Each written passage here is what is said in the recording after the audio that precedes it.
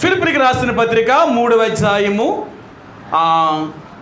8-9 వచనాలండి. 8-9 వచనాలు. నిశ్చయముగా నా ప్రభువైన యేసుక్రీస్తుని గురించిన అతి శ్రేష్టమైన జ్ఞానము నిమిత్తమే సమస్తమును నష్టముగా ఎంచుకొనుచున్నాను.